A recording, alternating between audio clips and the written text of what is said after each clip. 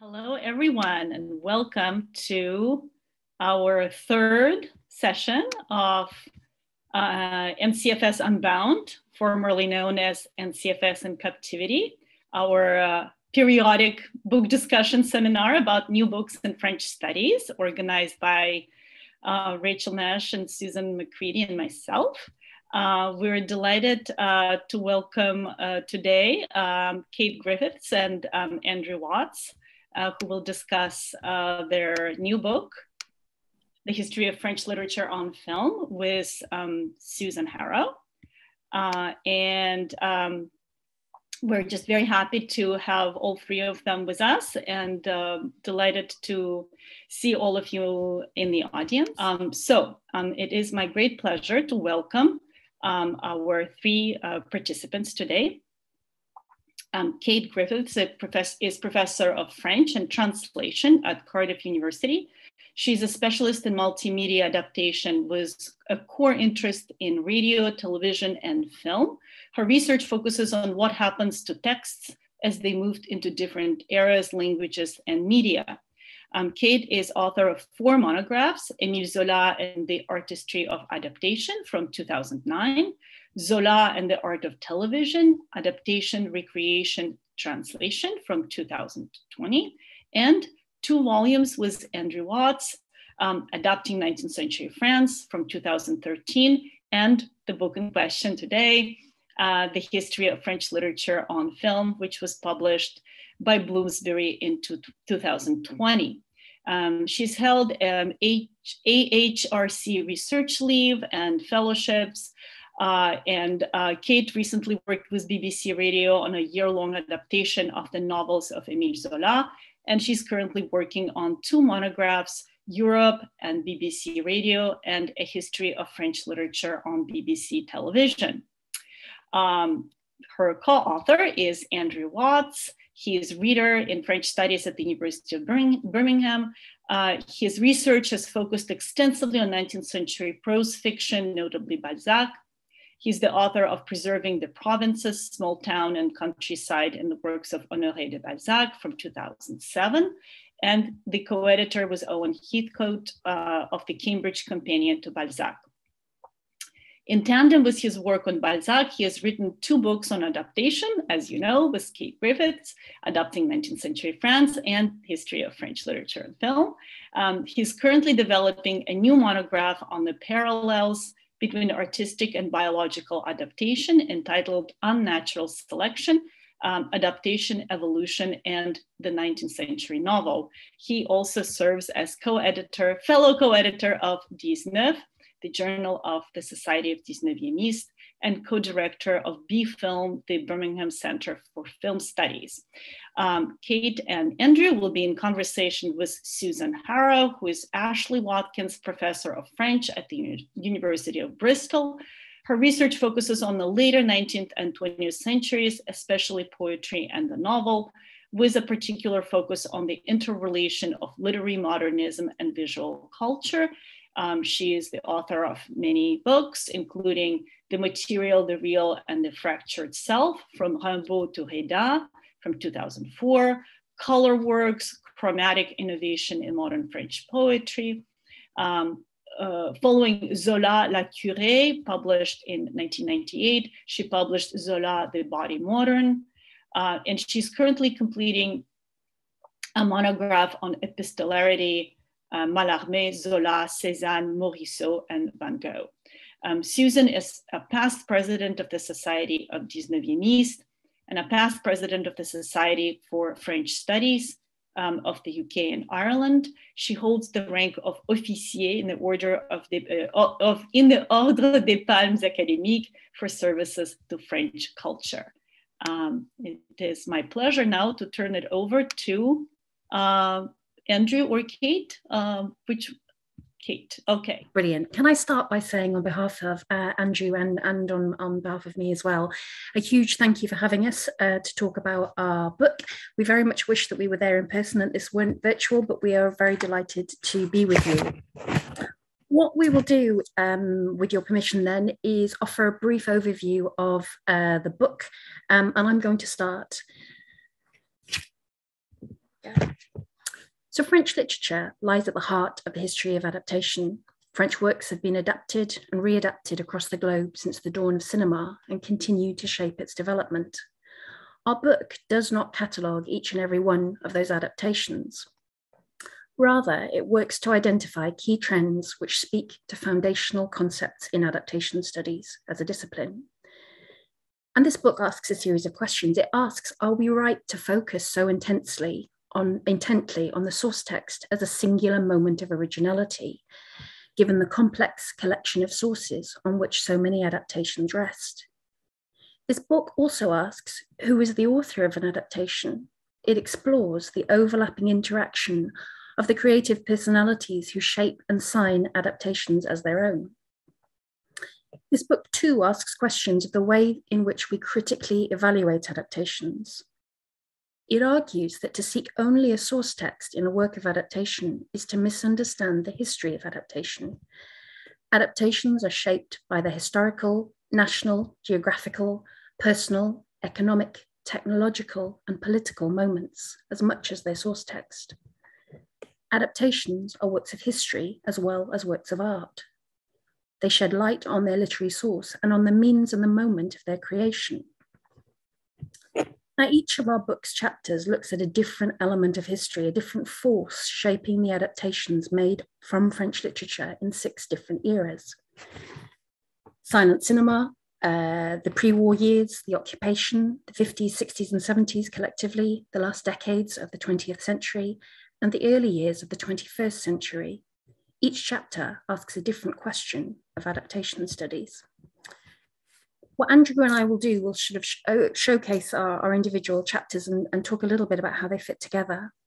My opening chapter analyses the personal histories behind key adaptations in the years 1927 to 1939.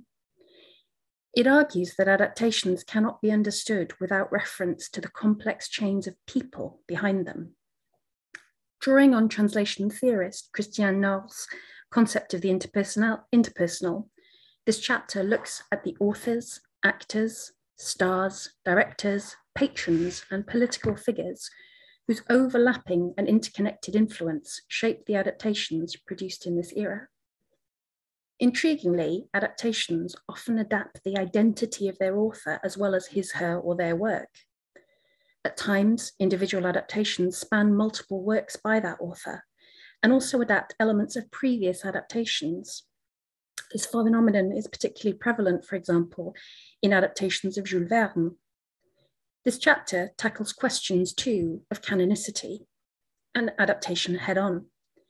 It underlines that canonicity works very differently in film and in literature. Adaptations often trade off the canonicity of their literary source or author, marketing themselves via this means. They use the cachet of their source author to ensure publicity and an audience. But canonicity in adaptation is often not transferable, as the example of the absolute panning of Albert Ray's 1932 adaptation of Flaubert's Madame Bovary under the title of Unholy Love shows, as just one example of many. Adaptations, though, can become canonical, even when their source is not. François Truffaut's 1962 Jules et Jim is a case in point, and a powerful one. Few people know it as an adaptation of Henri-Pierre Rocher's 1953 novel. What this means is that the film is experienced by some as an adaptation, but by others as a cinematic original. We argue in this book that definitions of what adaptation actually is depend to some extent on the person watching. My second chapter for this book assesses the influence of film movements on the adaptations made within them or in reaction to them in the years 1945 to 1970. Adaptations are as much products of the film moment with which they associate themselves as of their source text.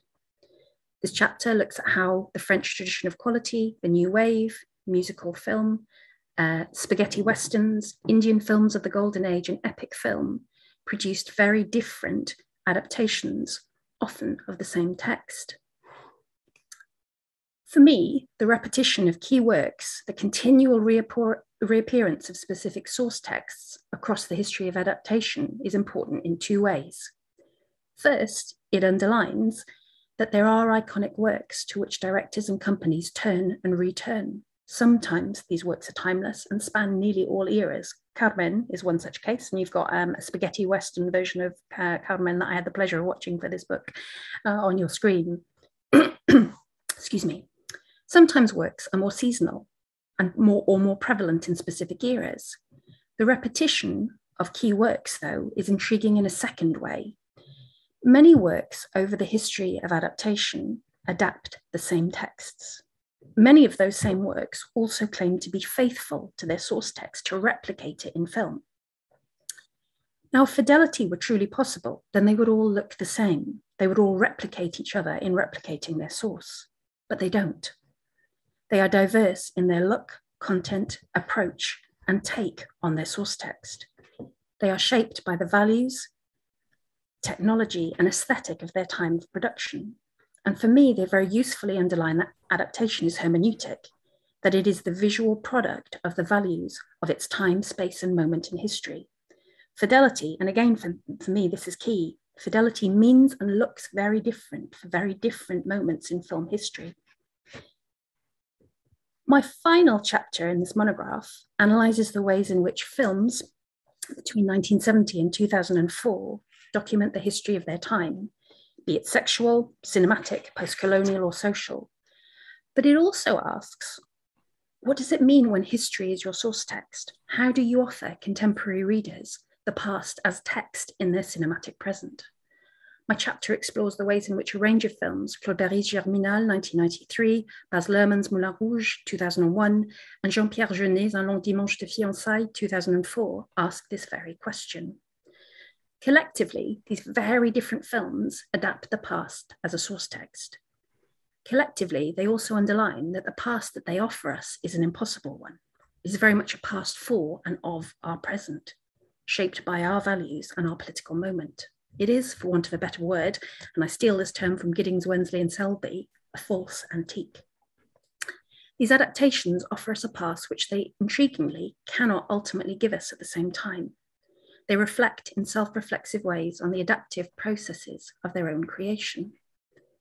And that self-reflexivity is both important and striking. It is often a feature of the adaptations on which we worked for this book. Adaptation, and this is where I'll close and hand over to you, Andrew, at its very best, has the capacity to take us to the heart of what creativity is, to the terms and genesis of its own creative identity. There you go, Andrew. Thank you, Kate. I'm going to talk fairly informally about my own chapters for this book, making 2 or 3 key points about each before picking up on any questions during the discussion.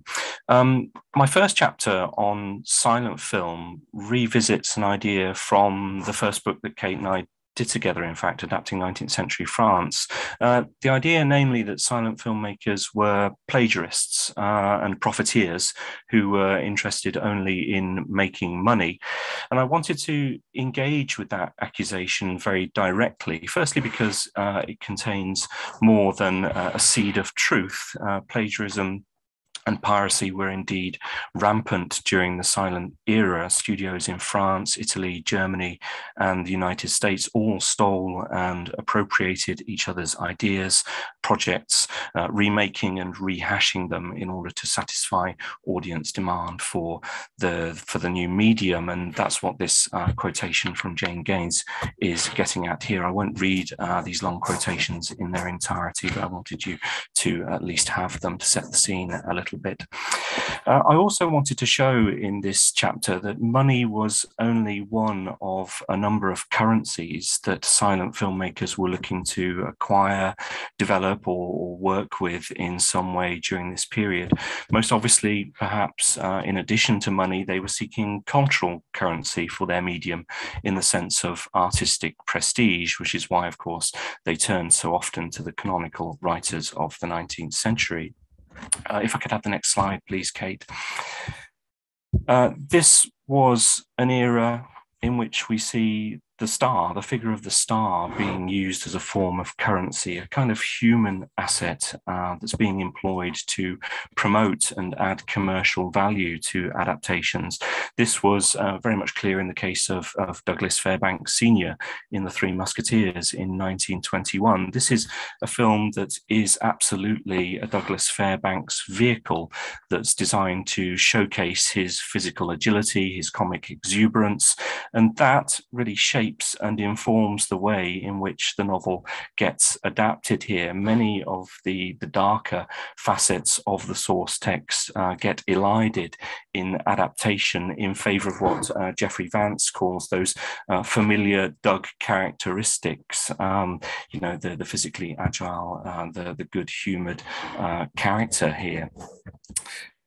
And Fairbanks absolutely knew that, of course. This was a quotation from a magazine interview that he did around the time that film was released, in which he talks about the film being very different to the book. He talks about the way in which he really doesn't like the character of D'Artagnan as he's portrayed in the novel itself. The last slide, please, Kate, on silent film. The last thing I wanted to do in this chapter was give a sense of the evolution of silent cinema as an art form and its growing awareness of its own artistic currency, its own artistic value. I used Marcel L'Herbier's modernization of Zola's L'Argent from 1929 to really illustrate that growing self-awareness. It was an ambitious, a highly self-conscious recasting of that source material, which links the theme of financial speculation to a plot involving a transatlantic flight. And we see, an abundance of kind of soaring overhead shots, especially of the Paris Stock Exchange, which is what we get here in that quotation as well by Ginette Vincent d'O. So money very much is part of the story with silent film adaptations. Adaptation can indeed be viewed as a parasitical activity during this period, but the currencies I wanted to show here that silent film deals in are very much multiple. They're cultural, artistic, commercial, all of that very much bound together here. My next slide, please, Kate, and my next chapter, indeed. This was my second chapter, is in fact the first chapter that I wrote for the book on the German occupation period.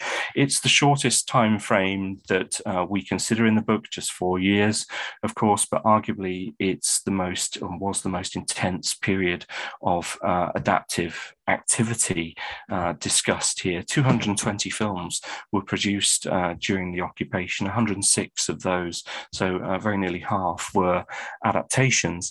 The question I had in mind as I was starting this chapter was, how do these films adapt and engage with the political context of the time? And that brought me up against some very entrenched critical positions quite quickly.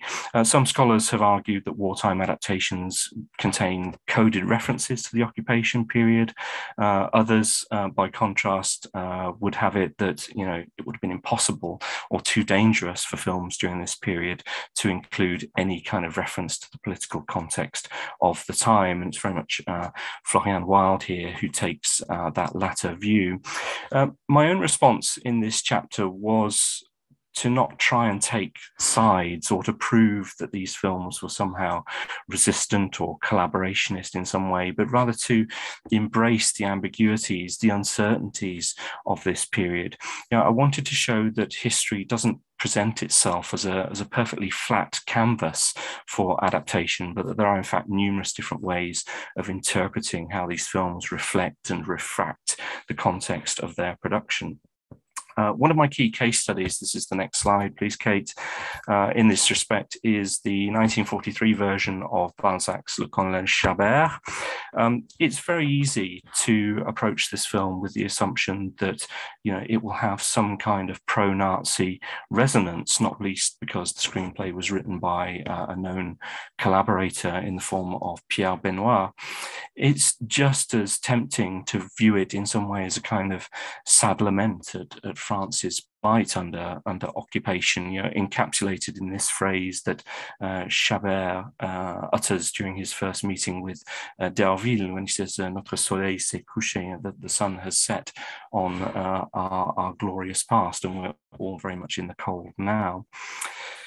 But, analysing how this adaptation is constructed on the screen reveals much deeper layers of meaning, and in particular a kind of sense of collective crisis that is neither specifically collaborationist nor resistant. There is a particularly striking scene or sequence in the woods in which Chabert tries to escape being incarcerated in the asylum at Charenton, and he's chased by a number of medical orderlies, medical personnel who grow in number as the chase sequence continues, and that sense of an individual crisis that Chabert is experiencing very much becomes a collective one, indeed a collective national one in that particular episode. Finally, on the occupation period, please, Kate. I wanted to explore the idea that occupation could be used as a framework for theorizing how adaptation operates as an artistic practice during this period. I wanted to consider adaptation itself as a form of occupation and show that the source text has a kind of new artistic identity, sometimes aggressively imposed or layered upon it in some way. I elaborate that framework using adaptations of two novels by Stanislas André Stiemann, a Belgian writer who was known primarily for dark mystery novels, which, in their screen versions under the occupation become something quite different. They're overtaken or occupied by a kind of escapist impulse. There is a glossy Hollywood aesthetic that takes over here, that evokes films such as the Thin Man series, dance sequences, quite elaborate in their construction, that pay homage to the great Busby Berkeley musicals like 42nd Street. I'm not going to linger too much over that film, which takes us a little bit beyond the 19th century, but I did want to show in this chapter that the adaptation of history, as Kate has suggested already, is it's never clear, it's never unfiltered, but perhaps more optimistically, rather painful history, even painful history, can yield answers and possibilities for how we understand the practice of adaptation itself. My third and final chapter, please, Kate. Textual migration and adaptive diaspora. This chapter brings the story more or less up to date to the period in which we actually started writing the book. It explores French literature adaptations outside of France and looks at how French sources have spread and migrated internationally through the process of adaptation. It asks what happens when a text crosses a cultural or geographical border, and can we model in some way what that looks like?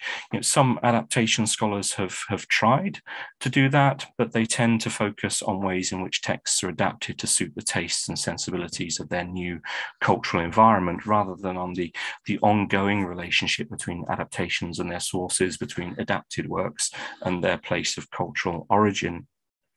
There are four elements to this model of adaptive diaspora as I try to set it up here. Reconfiguration, looking at ways in which adaptations add new meanings and resonances to their source material. Blending, the mixing of material from different genres and cultures. Rethinking and reinforcement, ways in which adaptations highlight aspects of their source material that might have been overlooked. And cross-cultural mobility, finally, looking at ways in which some of these adaptations actively play on their status, dramatize their status as artifacts that exist between cultures. Next slide, please, Kate. It's the penultimate one on this chapter, at least. Within this idea of adaptive diaspora, I looked at how adaptations of French literature have pushed the boundaries of how we define adaptation as an artistic practice. In other words, adaptations don't just spread geographically, but artistically too. I was looking at films here like Thirst from 2009. It's a particularly interesting film in this respect. It didn't start out as an adaptation adaptation of Zola's Thérèse Raquin, but rather it used Zola's novel to complete a screenplay, an existing screenplay that South Korean filmmaker Park Chan-wook had written 10 years before. And again, that slightly long quotation I'll leave you to digest at your leisure, but he really talks about Zola providing the missing piece in a puzzle here. So you get a kind of mashing up that takes place here between that existing screenplay, Zola's novel, and it doesn't just stop there. You know, you've got elements of Zola's story being mixed up with elements of horror to produce what Park calls a kind of vampire romance here. Last slide on this chapter, Kate. Finally, I was interested in the cross-cultural mobility, porosity, intertextuality of these films. I was using as a case study Suite Française, which was a British, French, and Belgian co-production that perhaps rather fittingly straddles different cultural contexts, but more than that, you know, actively shows us that that's what it's doing.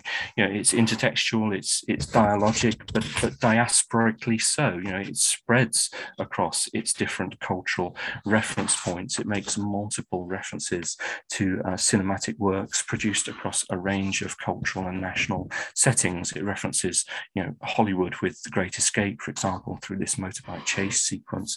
It references British romantic drama in the form of Brief Encounter as well. So there is a very active dramatization of that cross-cultural mobility here. I'll just conclude by wrapping up a few strands here, and again we can pick up some of these questions in the discussion, which is the last slide, please, Kate, if I may.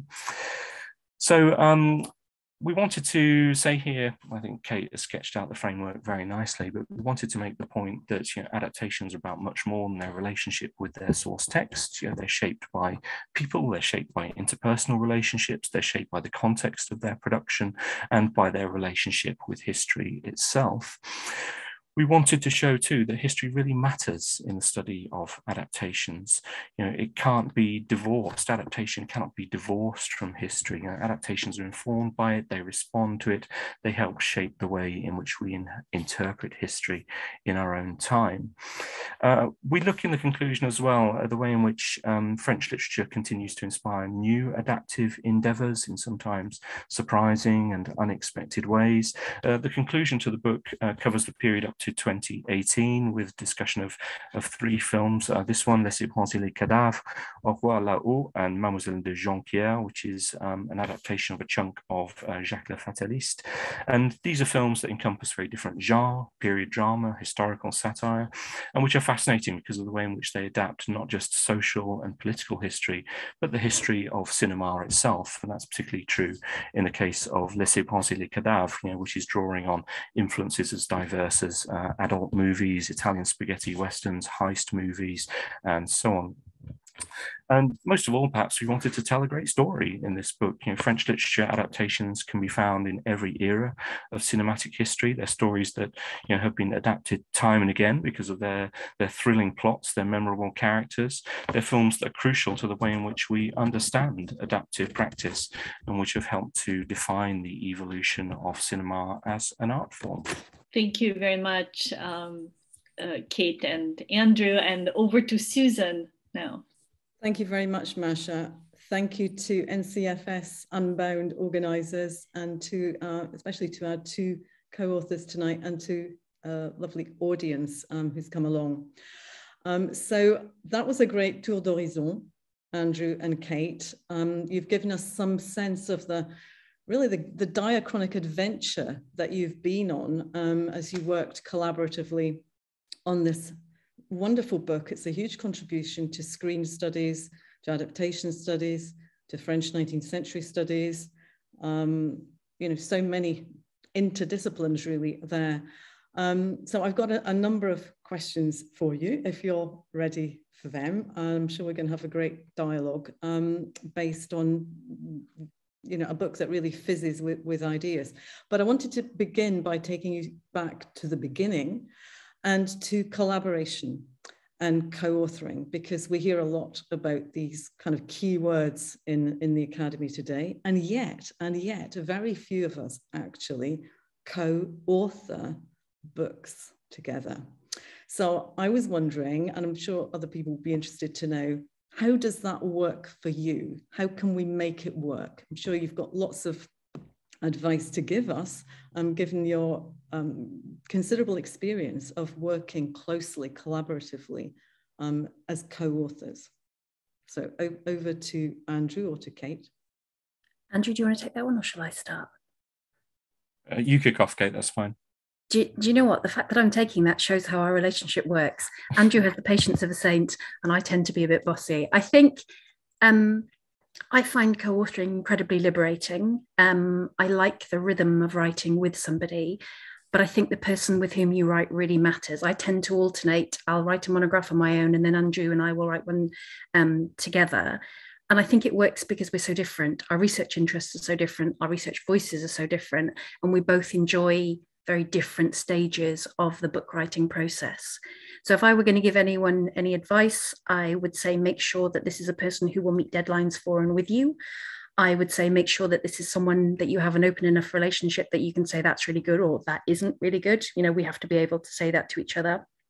And I think what's key for us is that we design our books very carefully at the outset with architecture in mind. So we've got very clear contributions and that works well. But as I said, it's very nice for me because I can say a very public thank you to Andrew because he does bear with me when we're writing these books.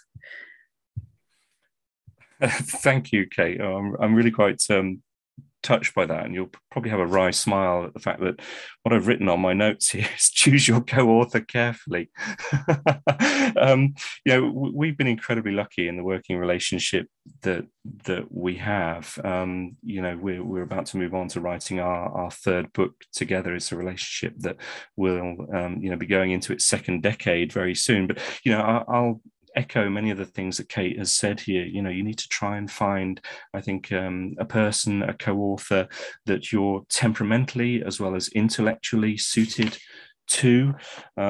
Kate and I have very complementary strengths. I think Kate is really good at setting out the initial parameters of a book project, asking the very pertinent questions about what the book is going to be about, what the broader objectives are, whereas I tend to enjoy the kind of structural editorial aspects of the project. I always say that I'm kind of the back end of the pantomime horse here. I'm quite happy in that role. Andrew Watts, did you just call me a horse's head? I might have said that. I might have implied that, mightn't I? I didn't think that through, Kate. I'm sorry. We also tend to think, in different but quite complementary ways. I think, I might ask, for example, what Georges Méliès adapted and why he, chose to adapt Cinderella, whereas Kate would perhaps come at that slightly differently and say, okay, well, what is it about fairy tales? Why are they stories that are being, forever adapted and retold over and over again? Why are they such a productive source of adaptations? But as I've said, I think we've been very, very lucky as well to have found each other and to have this really good synergy that works so well for both of us. And thank you, Kate. We finished this book in lockdown. I think it's worth saying during the first UK lockdown last year, and it was a really, really tough time to be finishing a book. And we both kind of looked at each other, said, can we do this? Can we actually get the books? Can we get the films? Can we check the references? I think in that situation, when the chips are really down, you need someone you can trust, and I absolutely do trust Kate, and consider myself very fortunate. So thank you, Kate. You won't be saying that after the next book. I'll have finished them off by then. That's a terrific endorsement for your co-working, and probably gives hope to the rest of us that we might dare to think a little bit more collaboratively as regards the book proper, and you can have some insight into that culture and that dialogue that is based on intellectual and personal affinity.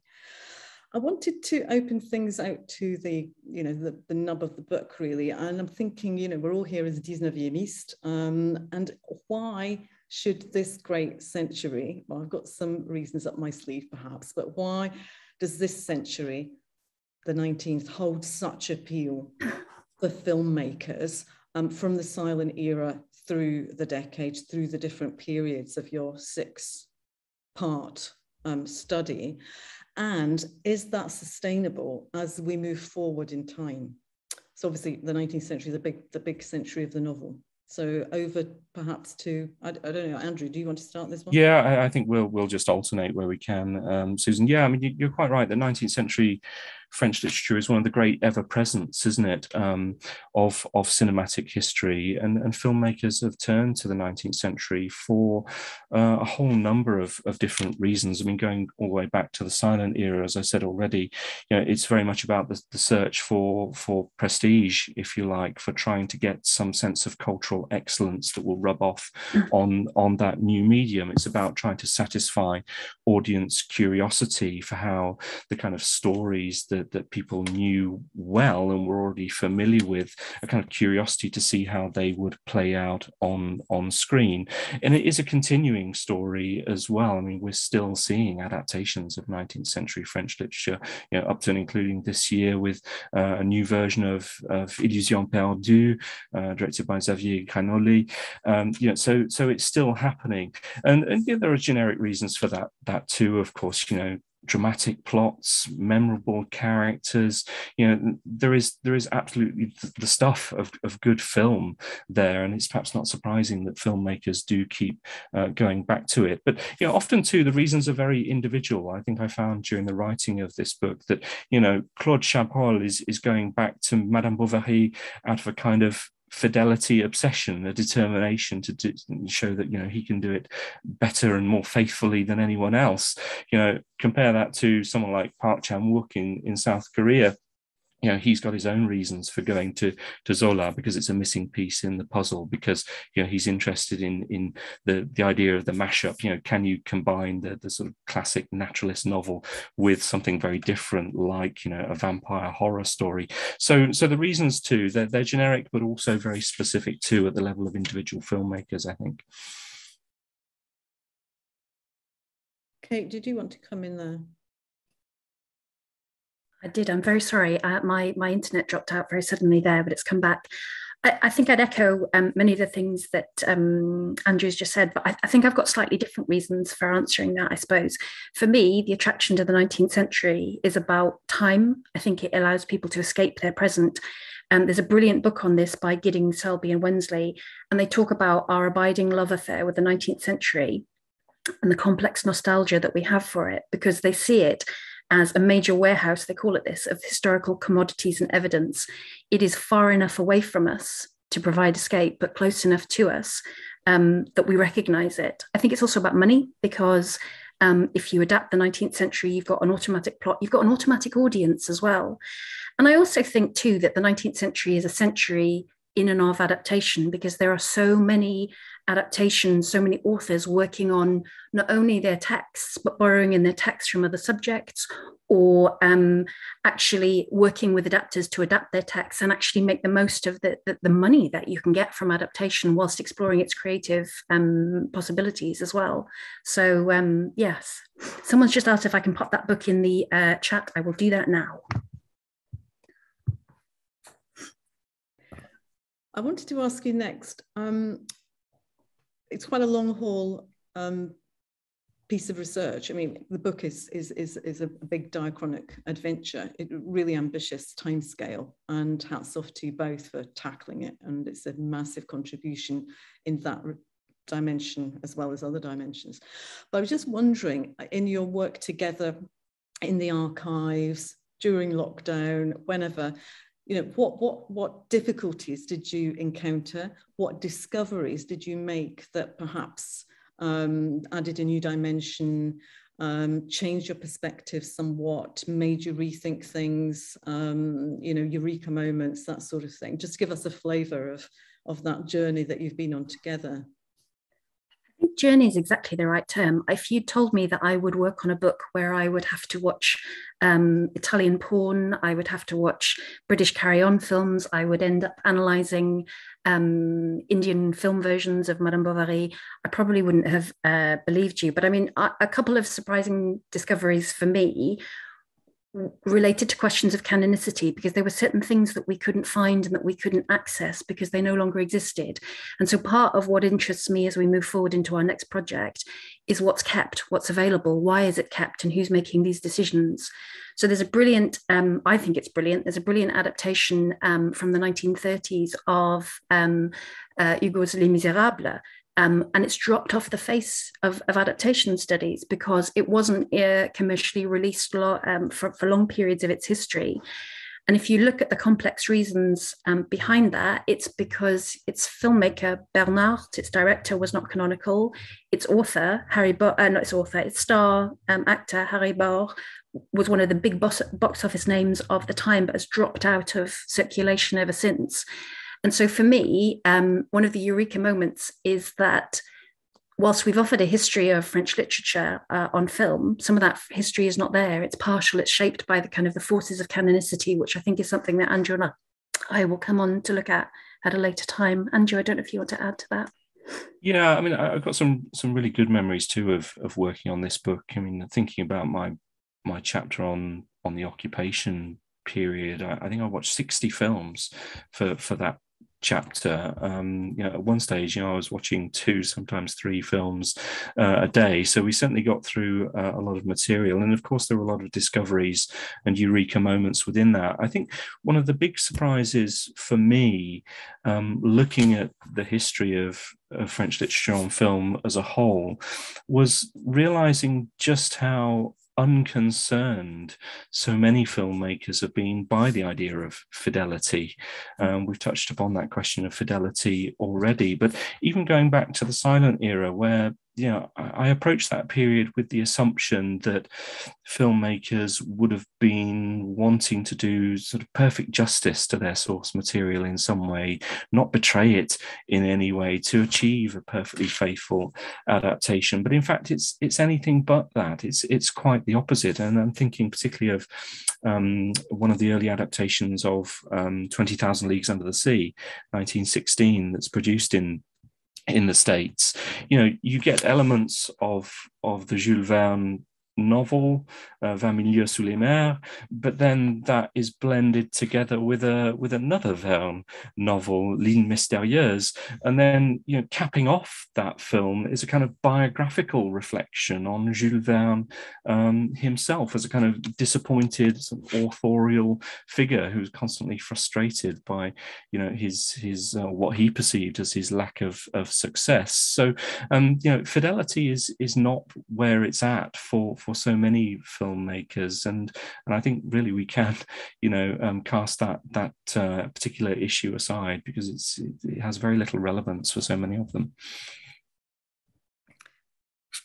A question that Kate might want to explore just for a moment is there's a kind of entrenched resistance, I think, to properly appreciating the adaptation. Somehow we find it difficult to evaluate the aesthetic of the adaptation, and we somehow viscerally see the adaptation, as secondary, even second-rate, almost by definition.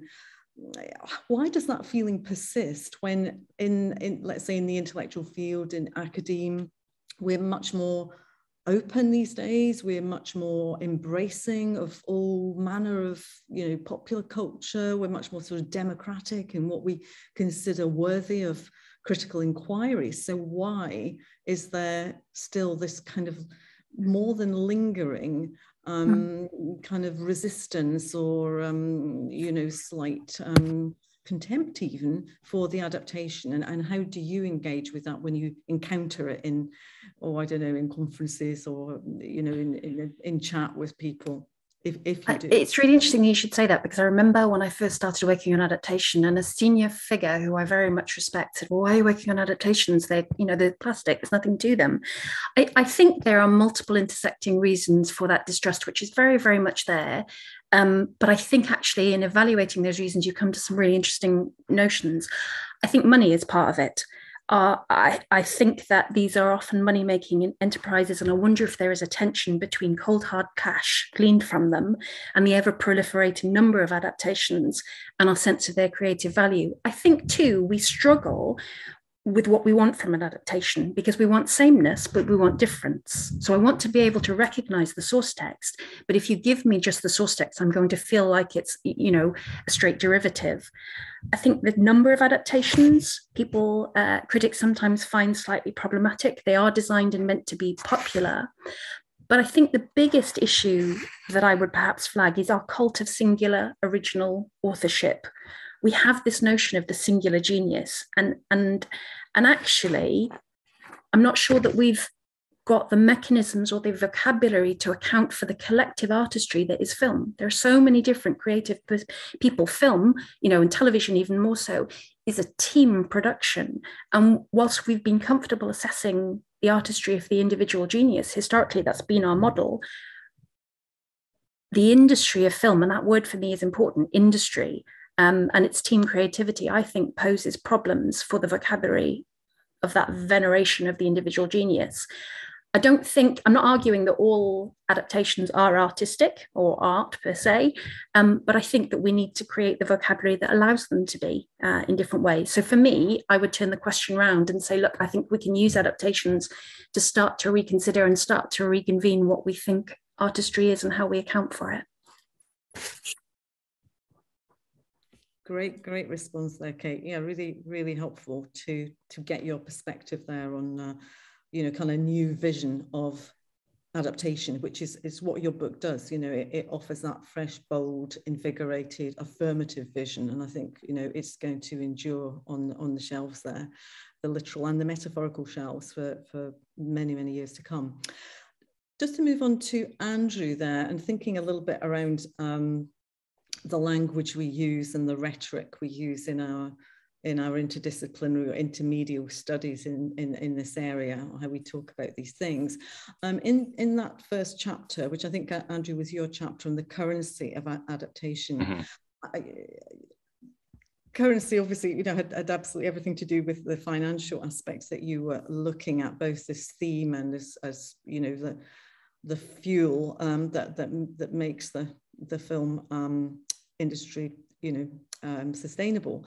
But is there a sense in which the word currency, you know, is part of kind of a rhetoric, a helpful rhetoric for explaining and exploring the process, the ideas of adaptation? I'm just thinking about metaphoricity, you know, the metaphorical tools that you and Kate and other researchers might be using to talk about the business, the process, the impact of adaptation.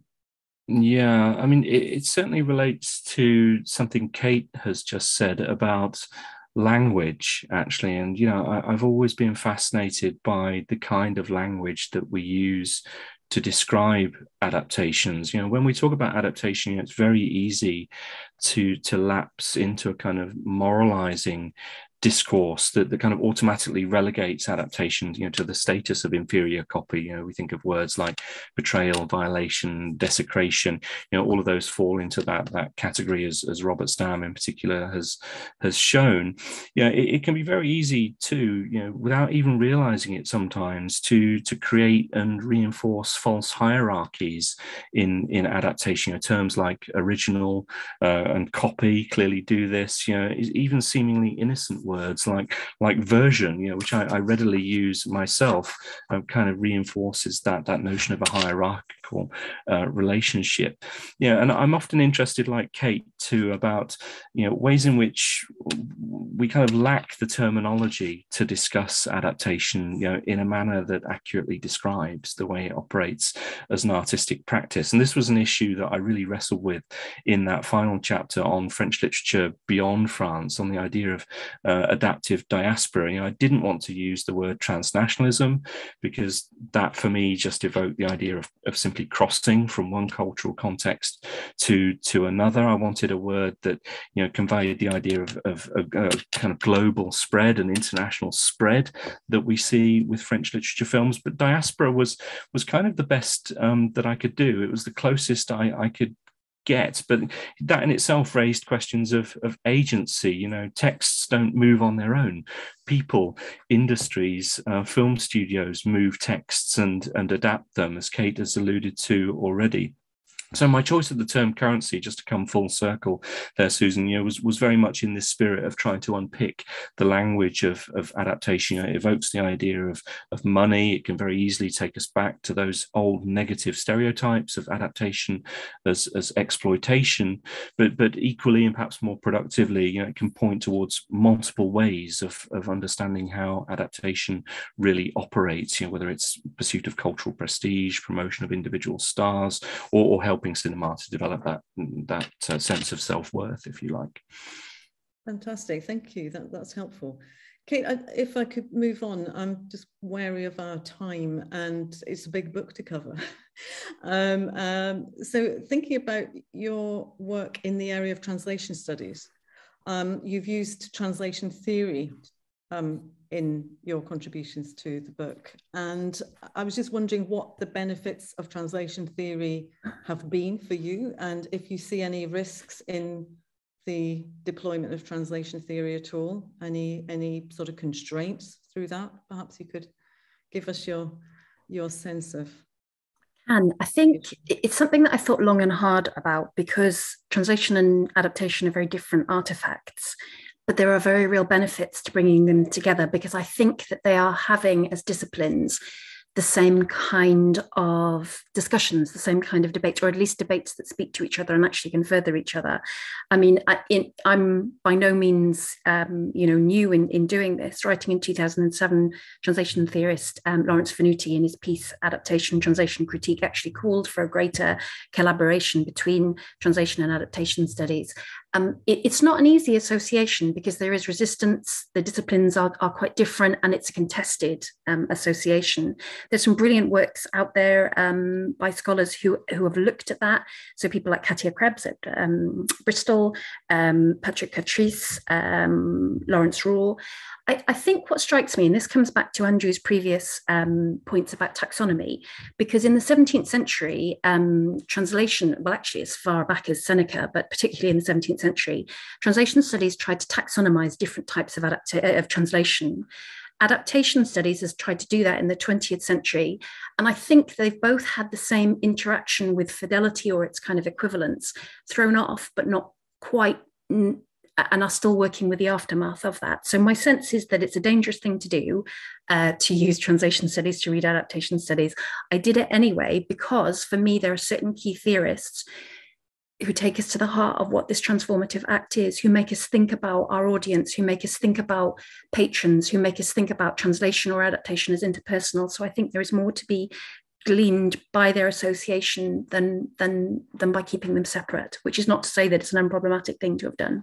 Sure, but I think that's important, kind of you're identifying the kind of methodological, theoretical, critical advance that you're making in sort of working across boundaries, and kind of refusing those kind of standard silos that we might expect work to drop into, and that's great.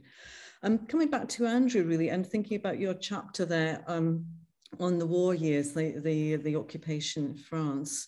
I was just wondering why Balzac, ended up being one of the most adapted authors in that period. I mean, I might speculate about power and sex and money. Do you see very specific reasons why Balzac was such a go-to primary source for? Yeah, I mean, there were certainly a number of Balzac adaptations during that period. 7, I think, during the occupation. Balzac was second only to Georges Simenon in terms of being adapted during the occupation. And perhaps somewhat ironically, notwithstanding some of the factors that you've mentioned yourself there, Susan, I think Balzac was sometimes perceived as a kind of safe option for filmmakers, classic novelists that wouldn't upset the German authorities, that wouldn't trouble the moral order, if you like, of the time. As I said, there's a clear irony in that. For some filmmakers too, Balzac was a kind of defiant symbol of Frenchness, really, and French national identity in the face of Nazi oppression.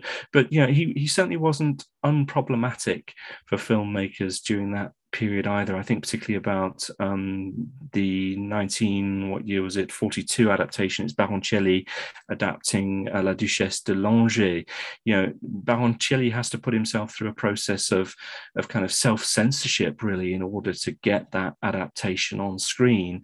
And some of the sequences depicting domestic violence, the scene in which Monrivaud threatens to brand Antoinette with a red hot iron, all of that goes in order to get it past the German censors. What's interesting about that is the consequences of the way in which Balzac was adapted during the occupation would continue to reverberate down through the decades. So when you get Jacques Rivette coming back to La Duchesse de Langeais in 2007, one of the things he's trying to do is engage not just with the source text, not just with the novella, but with that previous adaptation.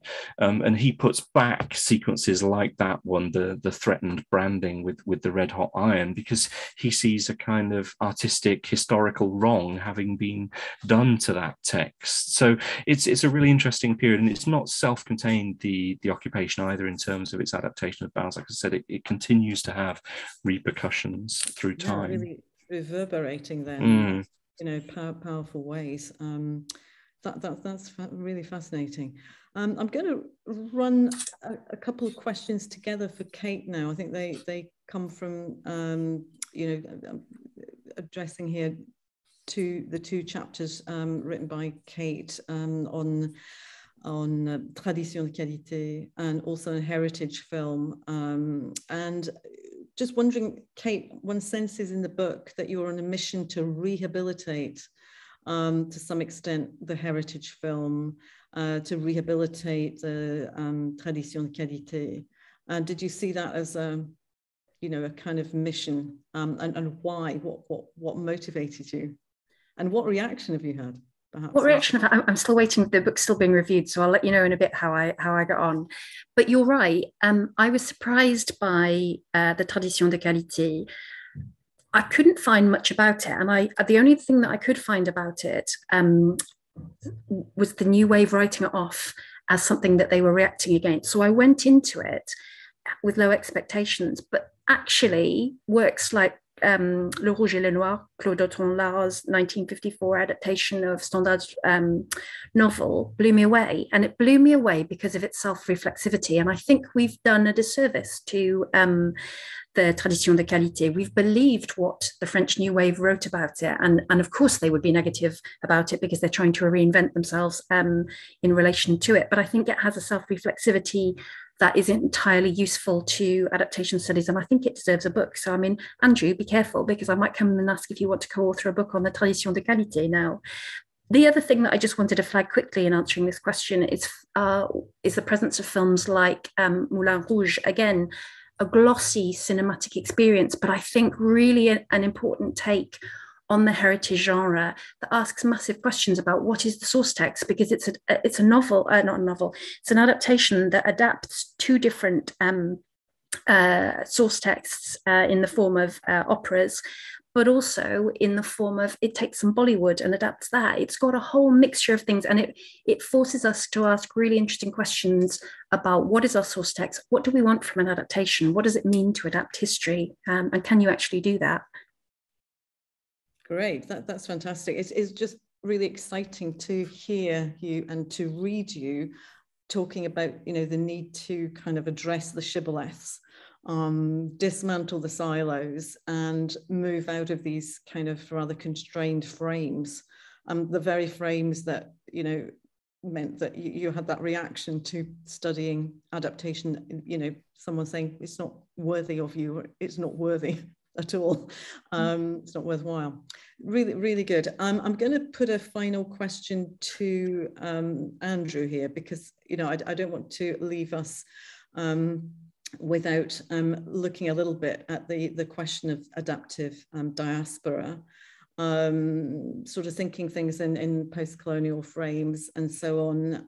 Could you take us into what you feel you've kind of opened up there for future research, for future researchers to really grapple with in looking at the way in which texts and their films migrate and morph, that hybridity, that kind of pliant working across boundaries of media, boundaries of time, boundaries of geography. Yeah, we're up to time, I think. Yeah, thanks, Susan. Yeah, I wanted to, explore some of those questions around, as you said, pliability, fragmentation as well was a word that kind of loomed large in my mind when I was working on that chapter, because, for me, adapted works don't move across cultural borders in a particularly clean fashion. And I think one of the things that adaptation scholars have tended to do is focus on, how text A gets adapted for country B, and how is it somehow made to fit that new context. I was interested in kind of looking back at the relationship with the culture of origin, for example, and saying, well, actually, there is still an ongoing relationship with the source text, an ongoing relationship with that culture of origin that is very much encapsulated, I think, in the term diaspora. You don't just move from one place to another and forget about your place of origin. So that was something that I was really trying to capture in that chapter. I hope, some may say it's completely bonkers, but I hope, it will provide a new framework for really thinking about that process of movement, migration, and as I said, the very fragmented and often messy nature of the adaptive process. Fantastic. Very, very final question. What is your next collaborative project, you two? Tell us that in very few words. Go on, Kate. We have a contract to write a book, which is a history of French literature on British television, actually. So what we thought was we would take our knowledge from this and look at what BBC has done with French literature, because British Franco-British relations speak volumes when you look at them through the prism of adaptation. Fantastic, that's great. And of course, Kate, you have tons of experience of working with BBC, so that's going to bring, real kind of salience. As does Andrew, actually. I have radio experience, but that's what I mean, but Andrew works with television, actually. Yeah, sure, he does. Yeah. So between you, intermedial future is looming very large and very positive. Thank you very much for that discussion. I think we've got comments in the chat. I'm going to try and wheel back to the start of those. Rachel was asking people to put there. So someone wants, Seema Godfrey wants the reference to the Giddings book. Have we got that? Or we I put that in. Yeah, okay, it's actually great. 2. Oh yeah, you did, it's further down. And then Jennifer Forrest is asking about multiple readaptation, not serials, as in the many readaptations during the classic period of, for example, Le Chasseur chez Maxime and Mon Curé chez les Riches. They were highly popular during that period, but did not transition to television. I didn't know if you wanted to comment there. Yeah, it was an interesting question about television when it made the move from live television to taped. What I'm going to do, if that's okay, is actually answer it in relation to the BBC, because this is something that Andrew and I are working on at the moment. What's interesting is that when television started out and it was live, a lot of the adaptations of French literature made on it were canonical texts, because what the BBC and other providers did was they actually just went to the local West End and said, right, come and record what you're doing on the weekend for us on television. So they borrowed straight from the theatre. What's changed slightly is that once television became recorded, it still stuck with the canonical text. And that's partly because of the BBC ethos to entertain, inform and educate. It was seen that they were reaching out to the masses and that the masses should have read these classical works and maybe wouldn't have read these classical works. So it was very much part of the Reithian mission to educate the British populace. I don't know if that answers your question. Well, I have one little sort of addition to that is I know, for example, that in France, there is a scramble, obviously, with new technology to find material for programming. So obviously, they're going to go to canonical works, but and I think probably my question might be answered by the book that you referred me to. The one about serials is that you have a lot of returns to serials for television early stages, early 1960s, like the Belphegor series, the Vidocq series. Mm-hmm. So that makes sense. But I was just, curious why these producers did not go back to a lot of the works that had been repeatedly readapted from the 1920, actually from 1910 to 1960 period. They just disappeared. Mm-hmm. That is something that you see because there are trends and fashions in adaptations, and things will disappear off the landscape. What's interesting for me is that the BBC is going back to those. It's almost as if it has exhausted the canonical texts, and it's got a public thirsty for heritage adaptations. So it's going back to some of the serialized 19th century novels that have disappeared off their landscape because it can market it as heritage. So I think my response to your question would largely relate to trends and fashions in adaptations, because that was part of what really interested Andrew and I as we were looking at this. There are certain texts that cover all of our eras. There are other texts that come back and back, but on a seasonal basis in very specific decades for very specific reasons. Mm-hmm. Andrew, does that tally with what you'd say? Yeah, absolutely. And I was just thinking as I was listening to you speak there, Kate, that it will be interesting to see where the BBC goes next, particularly in light of the pandemic. I was working quite closely with BBC Radio, with Radio 4, just before the pandemic on a new planned adaptation of La Comédie Humaine. It was going to be a 15-part project, and I was really, really excited about it. But of course, the pandemic put paid to that. And I remember having a conversation with the producer, and she said to me, "Well, it's going to be all about lockdown drama for us. We're not going to be looking at the classics for us. We're going to be looking at works which really capture the sense of kind of claustrophobia, confinement, and whatever else that we've all experienced over the past couple of years." So it's going to be interesting to see how that filters through to the kind of adaptive choices that the BBC makes over the next couple of years. Yeah, one might hope that lockdown dramas per se might begin to wane and to become a bit exhausted. And after all, you can find plenty of claustrophobic spaces in Balzac. And so hopefully, as a great Balzacian, you could maybe push that agenda with BBC. I like that. Thank you, Susan. Yeah. Now, I'm not sure if there are any other questions that I've omitted to notice in the chat. Yes. So there is an earlier question from Jay Lutz. How authentic is Rapponneau's description of occupation cinema in Bon Voyage? Thank you, Masha. And I'm not sure, I think it's probably for Andrew, but... Yeah, there have been some recent depictions, haven't there, of the occupation period in cinema.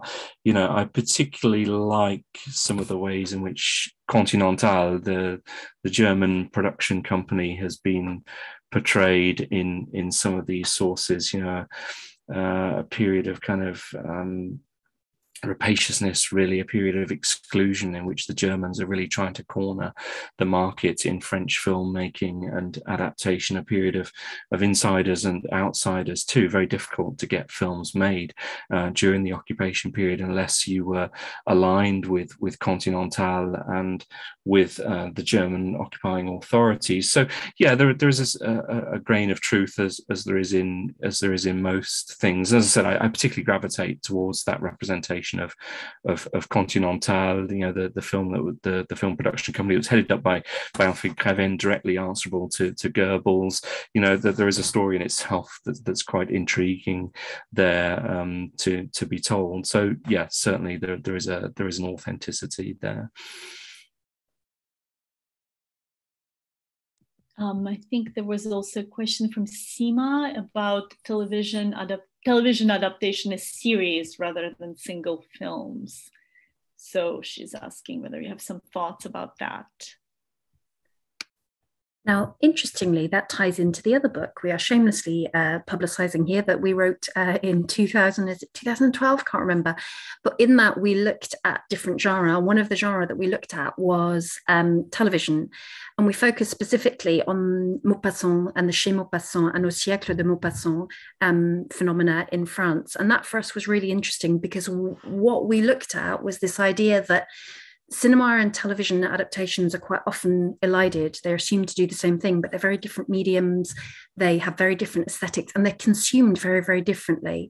And so what we looked at there was the fact that the serial, there's an idea out there that television gravitates towards serial adaptations because it has the greatest space to do that. A film has to be an hour and a half, whatever, and it has to have a certain format, although you can obviously have sequels, prequels, trilogies. So for us, that's exactly why we're moving on to this new book, because television adapts differently, adapts for different audiences. It's difficult to provide a blanket answer there because national tendencies in television, as they are in film, are so different that you can't have a blanket statement about the media. I don't know if you'd add to that, Andrew. Yeah, I wouldn't have too much to add to that, Kate, but I certainly started to get interested in TV adaptations of Balzac prior to us pitching this new book project. And the rhythm of television adaptation, as I think you've alluded to there yourself, Kate, is completely different, particularly when you're dealing with an episodic format, and certainly looking at some of the Balzac adaptations produced by the BBC in the 1960s and early 70s. You get, these wonderfully dramatic breaks and pauses that are designed for television. Looking at Le Père Goriot from 1968, episode 1 ends with Rastignac's terrible faux pas in the Resto drawing room, where he mentions that he's living in the same boarding house as Goriot, and get these wonderful cliffhangers that aren't entirely Balzacian but work very well within a television aesthetic. So different medium, different languages, different conventions, and I'm really looking forward to exploring that in the book, as Kate says, that we're now plugging. Just to add to that, I mean, television, we can't even essentialize about television because to drop in an anecdote, which seems as an aside, but my daughter was watching TV the other day and she's 6 and she went up to the screen and she tried to press it and to stop it. And I said, no, it's terrestrial TV. You can't stop it. And that's an alien idea to her.